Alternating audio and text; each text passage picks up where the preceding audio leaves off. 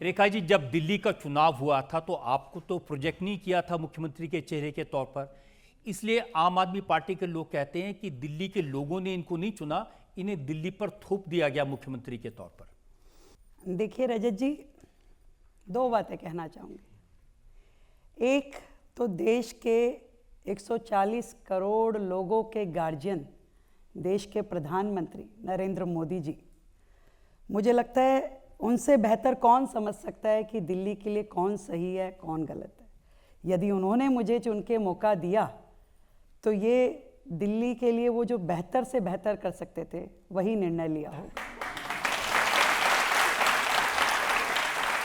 और दूसरा कि मेरे रूप में देश की आधी आबादी को सम्मान देना, एक महिला को मुख्यमंत्री के रूप में देश की राजधानी दिल्ली में मौका देना, और वो भी पूरी ताकत के साथ, तो वो शायद ये सोचते होंगे कि ये भारतीय नारी है, ये अपना हुनर जानती है, जिस ओर से निकल जाएगी अपना रास्ता बना ही लेगी।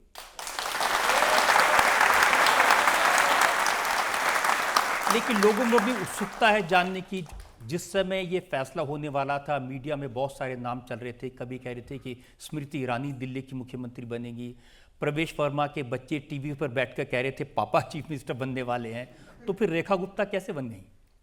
मैं तो यही कह सकती हूँ, ये भारतीय जनता पार्टी की एक बहुत बड़ी खासियत है कि जो ग्रास रूट लेवल के भी किसी व्यक्ति को, एक साधारण पृष्ठभूमि से आए हुए किसी नेता को, अपने बहुत ही ट्रेंड किए हुए कार्यकर्ता को भी ऐसा मौका देकर के उस पर विश्वास कर सके कि वो राज्य की बागडोर और जनता के हित में कार्य कर पाएगा। तो मैं पूरा क्रेडिट जो है शीर्ष नेतृत्व को और पार्टी को देना चाहूँगी। वैसे बीजेपी में कहते हैं ना कि जिसके नाम की ज़्यादा चर्चा होती है उसको मौका नहीं मिलता, तो आपने कोशिश की थी कि मेरे नाम की चर्चा ना हो जाए? मैंने बहुत कोशिश की कि मेरे नाम की चर्चा रुक जाए पर आप टीवी वाले लगातार दिखा रहे थे कि महिला बनी तो रेखा गुप्ता बनेगी, तो मुझे कुछ मेरे मित्रों ने कहा भी गलत है, आना नहीं चाहिए। मैंने कहा मैं रोक भी नहीं सकती, जो हो रहा है ईश्वर की उसमें कृपा रहनी चाहिए। मुझे दिल्ली की सेवा करने का मौका मिलेगा तो पूरी ताकत के साथ करूंगी, और कोई और काम मिलेगा वो भी पूरी शिद्दत के साथ करूंगी। ये भी कहते थे लोग कि बीजेपी में जो पहली लाइन में बैठा होगा उसका नंबर नहीं आएगा, तो आप पीछे बैठी थी कि आगे बैठी? मैं बिल्कुल दूसरी लाइन में बैठी थी, पहली में नहीं बैठी थी। मैं भी तो 30 साल से पार्टी में काम कर रही हूँ, तो मुझे मालूम था कि पहली लाइन का नंबर नहीं आने वाला।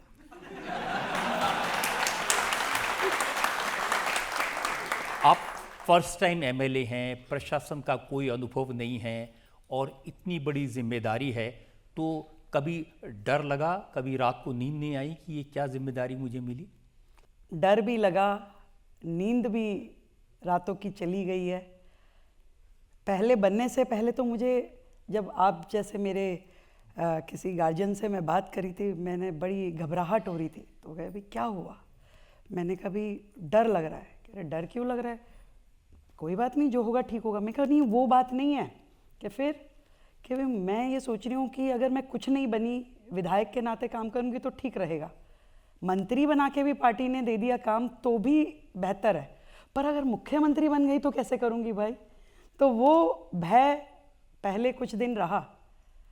उसके बाद ये समझ में आया कि आप अकेले नहीं हैं, आपके साथ आपका नेतृत्व है, आपके साथी हैं, आपके विधायक है, आपका मंत्रिमंडल है, और इतना बड़ा प्रशासन है जो सब लोग मिलकर के, केवल आपकी नीति और नियत, दो चीज़ें साफ होनी चाहिए, स्पष्ट होनी चाहिए। उसके बाद तो ये कारवां है, जब मिल कर के चलेंगे तो दिल्ली के हित में काम करेंगे ही करेंगे। देखिए, 27 साल भारतीय जनता पार्टी को इंतजार करना पड़ा, दिल्ली में अपनी सरकार बने। ये टीस होती थी, 7 एमपी जीत जाते थे लेकिन दिल्ली हार जाते थे। अब ये और बताइए कि मुख्यमंत्री बनने से पहले मोदी जी को आप कितनी बार मिली थी? मोदी जी को मैं सैकड़ों बार मिली, एक कार्यकर्ता के रूप में, एक नेता के रूप में, पार्षद के रूप में, संगठन की दायित्ववान कार्यकर्ता के रूप में। मैं मोदी जी को पूरा जानती थी, पर मोदी जी मुझे कितना जानते थे ये मुझे नहीं पता था।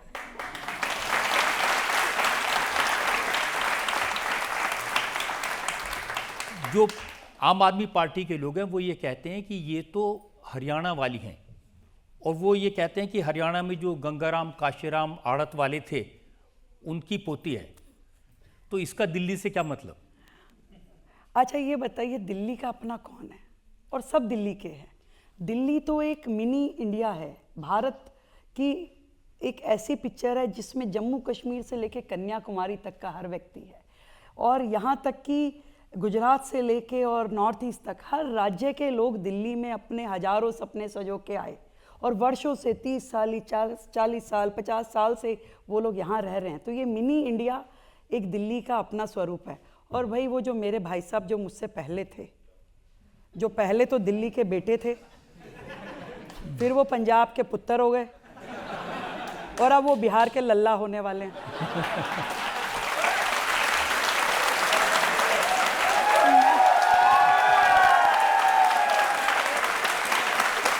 मैं तो दिल्ली की बेटी हूँ भाई, तो दिल्ली के लिए मेरा दायित्व है पूरी तरीके से फुल टाइम 24/7 दिल्ली की मुख्यमंत्री के नाते काम करना मेरा दायित्व है, और मैं कर रही हूँ। ये तो कहते हैं लोग कि पैर में चक्कर है, दिन भर घूमती हैं। मैं ये समझती हूँ कि दिल्ली के लोग देश की राजधानी होने के बावजूद भी इतने सालों में इतने ज़्यादा उनकी आशाएं श्रिंक हो गई, सिकुड़ गई, कि आज वो बड़ी बड़ी चीज़ों की उम्मीद नहीं करते। आज उनकी छोटी छोटी इच्छाएं रह गई है। वो कहते हैं मेरे घर के आगे की नाली ठीक होनी चाहिए, मेरा सीवर ओवरफ्लो ना हो, मेरे घर के आगे गड्ढे ना हो। छोटी छोटी इच्छाओं के साथ में दिल्ली ने अपने आप को सिकोड़ लिया, क्योंकि उन्होंने देखा कि जो सत्ता में थे, जो शासन में थे, वो दिल्ली के हित में कुछ कर नहीं रहे थे।